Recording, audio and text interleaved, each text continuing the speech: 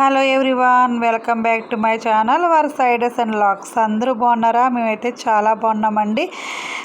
అందరికీ తొలి ఏకాదశి శుభాకాంక్షలు అండి. ఇదైతే నిన్నటి వీడియో అనమాట, లేట్గా అప్లోడ్ చేయడం జరుగుతుంది. ఓకే అండి, ఇంకా వీడియోలోకి వెళ్ళిపోదామా? నా వీడియోస్ మీకు నచ్చినట్లయితే ఒక లైక్ అయితే ఇవ్వండి, సబ్స్క్రైబ్ చేసుకోండి. ఇంకా మంచి మంచి కంటెంట్లు చేయడానికి ట్రై చేస్తూ ఉంటాను. ఒక చిన్న లైక్ అయితే ఇవ్వండి. మరి వీడియోలోకి వెళ్ళిపోదాం. ఈరోజు టాపిక్ ఏంటంటే, పక్కింటి వారి ఎదురింటి వారి దృష్టి మనపై పడకుండా చేయవలసిన పనులు. ఒక్కొక్కసారి మనం ఎంత కష్టపడినా మనం అనుకున్నది జరగదు. ఏ పని మొదలుపెట్టినా ఆటంకాలు ఎదురవుతాయి. ఇంట్లో ఆర్థిక సమస్యలు, అనారోగ్య సమస్యలు, ఇలా సమస్యలు ఎన్నో వస్తుంటాయి.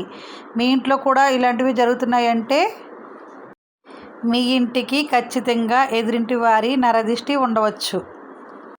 కాబట్టి ఇరుగు పొరుగు వారి దృష్టి మీ ఇంటి పైన అలాగే మీ పైన పడకుండా ఉండాలంటే ఈ వీడియోలో చెప్పే నియమాలను పాటించండి. ఇంటికి దిష్టి దోషాలు తగలకుండా మీ కుటుంబం మొత్తం సుఖ సంతోషాలతో ఉంటారు. ఎవరికైనా దిష్టి తగిలిందంటే వారికి అర్ధరాత్రి సమయంలో అకస్మాత్తుగా మెలకువ వస్తుంది. అలాగే వారికి తరచూ రాత్రిపూట భయంకరమైన పీడకలలు వస్తుంటాయి. ఇంట్లో ఉన్నప్పుడు నిరంతరంగా తలనొప్పి వస్తూ ఉంటుంది. అదే మీ ఇంటికి కనుక దిష్టి ఉంటే మీ ఇంట్లో ఎక్కువ సాలిగూళ్ళు కనిపిస్తూ ఉంటాయి. అలాగే మీ ఇంట్లో ఉన్న వస్తువులు కూడా కనిపించకుండా పోతాయి. మీ ఇంట్లో పెంచుకుంటున్న మొక్కలన్నీ ఎండిపోతూ ఉంటాయి. మీ ఇంట్లో ఉన్న నీటి కుళాయి నుంచి నిరంతరాయంగా నీళ్లు లీక్ అవుతూ ఉంటాయి. మీ ఇంట్లో తరచుగా పాలు పొంగిపోవడం లేదా మాడిపోవడం వంటివి జరుగుతూ ఉంటాయి. అంతేకాకుండా ఇంట్లో ఉన్న వారందరూ ఒకరు తర్వాత ఒకరు అనారోగ్యంతో బాధపడుతూ ఉంటారు. ఎదుటివారి మీద అసూయ కలిగినప్పుడు వచ్చే నెగిటివ్ ఎనర్జీ ఆ వ్యక్తి మీద పడితే దాన్ని దిష్టి అంటారు. దిష్టి అనేది మనుషులకే కాకుండా వస్తువులకు, ఇళ్లకు, అలాగే వ్యాపారానికి కూడా తగులుతుంది. దిష్టి అనేది అత్యంత భయంకరమైనది. మన చుట్టుపక్కల ఉండే వారిలో దృష్టి మనపై ఎక్కువ ప్రభావం చూపుతూ ఉంటుంది. అగ్ని ఏ వ్యక్తికి దగ్గరగా ఉంటుందో ఆ వ్యక్తికి కాలుతుంది, కానీ అగ్ని దూరంగా ఉన్నప్పుడు ఆ వ్యక్తిపై ప్రభావం చూపించదు. ఈ విధంగా ప్రతిరోజు మన చుట్టుపక్కల ఉండే వారి దృష్టి వలన మన జీవితంలో సమస్యలు రావడం, ఆర్థిక ఇబ్బందులు మొదలవడం, అనారోగ్య సమస్యలు రావడం, అప్పులు బాధలు పెరగడం, జీవితంలో పతనం కావడం జరుగుతుంది. తిరుమలలో కూడా ప్రతిరోజు ఉదయం వెంకటేశ్వర స్వామికి దిష్టి తీస్తూ ఉంటారు. ఎందుకంటే భక్తుల చూపు వలన కలియుగ దైవమైన వెంకటేశ్వర స్వామికి కూడా దిష్టి తగులుతుందని.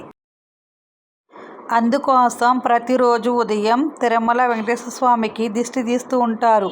ఈ ప్రకారంగా చూస్తే మానవుడి దృష్టి ఎంత ప్రమాదకరమో చెప్పవచ్చు.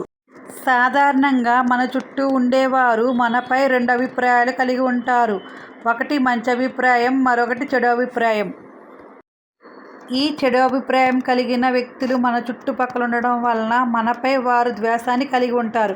కావున వారు మనకి ఎటువంటి మంచి జరిగినా, మంచి పేరు వస్తున్నా, మంచి వస్తువులు కొనుక్కున్నా, ఇలా మనం అనేక రకాలుగా బాగుపడుతూ ఉంటే అది సహించలేక మనపై వారు చెడు దృష్టిని పెడుతూ ఉంటారు. దీనివలన లేనిపోని సమస్యలు ఎదురవుతూ ఉంటాయి.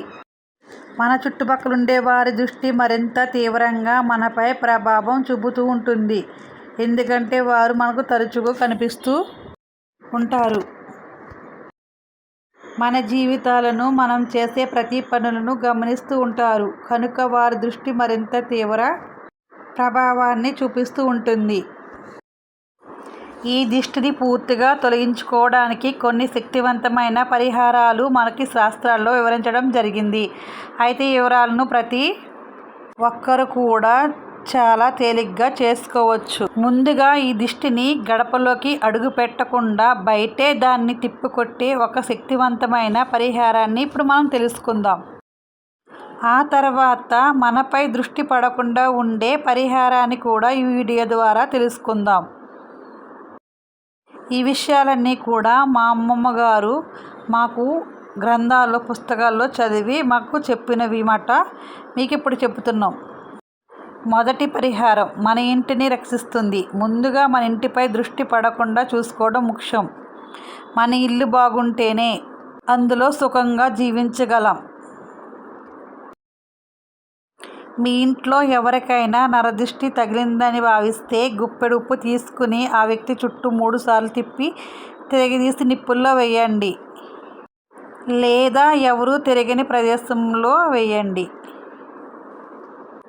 చిన్నపిల్లలు నలుపు రంగు దారాన్ని మొలతాడుగా కట్టుకోవడం వల్ల ఈ దిష్టి తగలకుండా బయటపడవచ్చు. అలాగే పెళ్ళికాని అమ్మాయిలు నల్లటి దారాన్ని మెడలో కట్టుకోవడం వల్ల నరదిష్టి నుండి తప్పించుకోవచ్చు. అలాగే బాగా ఎర్రగా మండుతున్న నిప్పులను తీసుకుని వాటిపై కొద్దిగా ఇంగువను వేసి దీని నుంచి వచ్చే పొగతో ఇంట్లో అంతా ప్రసరించేలా తిరుగుతూ ధూపం వేయాలి. ఇలా చేస్తే దుష్టశక్తులు ఉండవు, నెగిటివ్ ఎనర్జీ బయటకు వెళ్ళిపోతుంది. ఒక గ్లాసులో నీళ్లు పోసి బాగా పండిన నిమ్మకాయను వేసి ఇంట్లో ఏదో ఒక మూలన ఉంచండి. ఇలా చేస్తే మీ ఇంట్లో ఉన్న నెగిటివ్ ఎనర్జీ మొత్తం తొలగిపోతుంది. అలాగే మీ ఇంట్లో ధన ప్రవాహం పెరుగుతుంది, వృధా ఖర్చులు తగ్గుతాయి. అంతేకాకుండా నరదృష్టి మన ఇంటిపై పడకుండా ఉండాలంటే హనుమాన్ దోష దృష్టి పరిహారం అనే అత్యంత శక్తివంతమైన ప్రక్రియ ఒకటి ఉంది. ఇది చాలా తేలికైనది కూడా. ఈ పరిహారం అత్యంత తీవ్రంగా పనిచేస్తుంది. ఈ ప్రక్రియ చేసిన తర్వాత పంచముఖ హనుమాన్ యొక్క స్వరూపం ఇంటి చుట్టూ తిరుగుతూ ఉంటుంది. అందువలన ఎటువంటి దిష్టి గుమ్మం దాటి లోపలికి రాలేదు. ఈ ప్రక్రియ మంగళవారం లేదా శనివారం చేయవలసి మాత్రమే ఉంటుంది. ఈ ప్రక్రియను ప్రతి వారం చేసుకోవచ్చు, లేదా మనకి ఉండే శత్రువులను బట్టి నెలకొకసారైనా చేసుకోవడం మంచిది. మంగళవారం ఉదయం స్నానం చేసి పంచముఖ ఆంజనేయ స్వామికి పూజ చేయాలి. ఇప్పుడు ఆంజనేయ స్వామికి ఎదురుగా ఒక రాగి చెంబులోని నీళ్లు ఉంచి దానిలో ఒక తమలపాకును ఉంచాలి. ఆ రాగి చెంబుపై కుడి చేతిని ఉంచి శ్రీముఖ ఆంజనేయ స్వామి మంత్రాన్ని 24 సార్లు జపించాలి. తర్వాత ఈ నీటిని తమలపాకుతో ఇంటి చుట్టుపక్కల చల్లుతూ వచ్చి చివరగా ఇంటి ముందు చల్లి ఆ నీరు పూర్తిగా అయ్యే వరకు తమలపాకు ఉపయోగించి ఇంటి ముందు చల్లుతూ ఉండాలి. ఇంటి చుట్టూ తిరిగి చల్లుతున్న సమయంలో మనం ముందుగా పూజ చేసిన పంచముఖ ఆంజనేయ స్వామిని కూడా మనతో పాటు తీసుకుని వచ్చి ఇంటి చుట్టూ తిప్పుతూ ఆ నీటిని చల్లుతూ ఉండాలి. పొరపాటును కూడా ఈ ప్రక్రియను పక్కింటి వారితో కానీ బంధువులతో కానీ చేయించకూడదు. కేవలం ఈ ప్రక్రియ ఇంట్లో ఉన్న దంపతులు, వారి సంతానం మాత్రమే చేయాలి. ఇప్పుడు ఆ తమలపాకును ఇంట్లోకి తీసుకొచ్చి దానిపై గంధంతో శ్రీరామ అని రాసి శ్రీరాముడి పాదాల వద్ద పెట్టండి. ఈ ప్రక్రియ బ్రహ్మ ముహూర్తంలో మాత్రమే చేయాలి. ఈ ప్రక్రియను నెలకొకసారి చేసినా సరిపోతుంది. ఇది అంతటి శక్తివంతమైన ప్రక్రియ.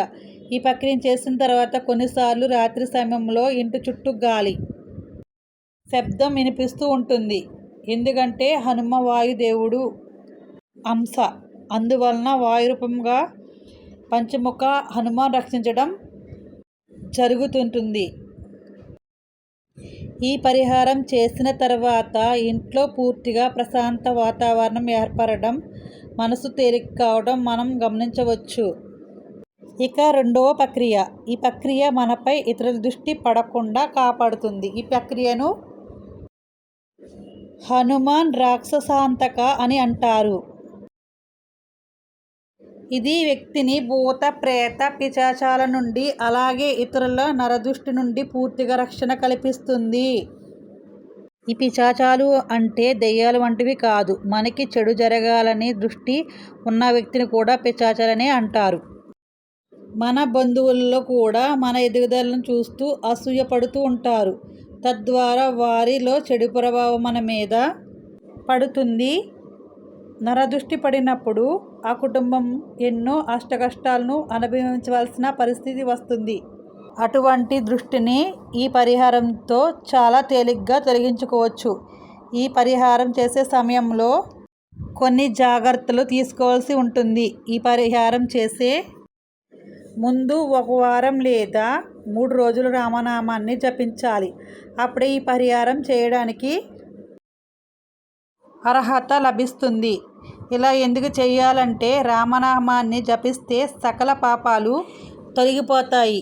అలాగే ఆంజనేయ స్వామి అనుగ్రహం పొందాలంటే ముందుగా రాముణ్ణి ఆరాధించాలి. పురాణాల ప్రకారం రామనామం ఎక్కడ వినిపిస్తుందో, ఎవరు రామనామాన్ని స్మరిస్తూ ఉంటారో వారికి సజీవ రూపంలో ఉంటాను, వారిని నేను అనుగ్రహిస్తానని హనుమంతుడు శ్రీరాముడికి ఇచ్చిన మాట. అందుకే ఈ ప్రక్రియకు ముందు వారం రోజులు లేదా 3 రోజులు కానీ తప్పకుండా రామనామాన్ని జపించాలి అని నియమం ఉంది. చాలా సులువైన రోజు. 10 నిమిషాలు కూర్చుని రామనామం జపిస్తే సరిపోతుంది. ఇలా చేయడం వలన మనలోని పాపాలు నశించి రాముడు అనుగ్రహం లభిస్తుంది. ఈ రామనామం జపించే సమయంలో పైకి జపించవచ్చు లేదా మనసులో జపించుకోవచ్చు. ఈ ప్రక్రియ ముందు రోజుల్లో ఎంత ఎక్కువగా రామనామం జపిస్తే అంత మంచిది. ఎక్కువ చేయలేని వాళ్ళు కనీసం రోజుకు 10 నిమిషాలు జపం చేయడం మంచిది. ఇలా రామనామ జపం 7 రోజులు పూర్తయిన తర్వాత మరుసటి రోజు ఉదయం బ్రహ్మ ముహూర్తంలో లేచి స్నానం చేసి మరో 10 నిమిషాలు రామనామ జపాన్ని జపించాలి. ఇప్పుడు ఒక ఎర్రటి దారాన్ని 5 సార్లు చుట్టి దాన్ని ఒక తాడుగా చెయ్యాలి. ఎర్రటి దారం పంచముఖ ఆంజనేయ స్వామికి ప్రీతికరమైంది. ఈ ఎర్రటి దారాన్ని కుడి చేతిలో ఉంచి ఈ మంత్రాన్ని జపించాలి. మహాబలాయ వీరాయ శత్రునాశాయ నాశాయ అనే మంత్రాన్ని 12 సార్లు జపించాలి.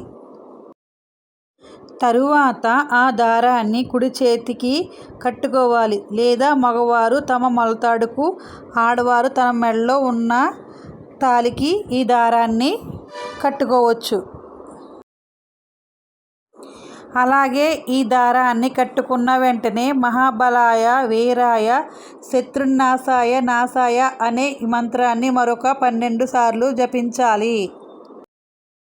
ఈ దారాన్ని కట్టుకున్న తర్వాత ఆ రోజు ఇంటి నుండి బయటికి వెళ్ళకూడదు. ఆ దారాన్ని వాయుపుత్రాస్త్రం అని అంటారు. వాయుపుత్ర అంటే వాయుదేవుడు కుమారుడైన హనుమంతుడు. అస్త్రం అంటే ఆయుధం. అంటే ఈ దారం హనుమంతుడు ఆయుధం అని అర్థం. ఈ అస్త్రం మహాశక్తివంతమైనది. ఎంతటి తీవ్రమైన శత్రువైనా సరే దీని ముందు నిలవడం అసాధ్యమని చెప్పాలి. ఎందుకంటే ఈ అస్త్రంలో కూడా హనుమ యొక్క వాయుశక్తి ఉంటుంది. ఈ వాయుశక్తి పిశాచి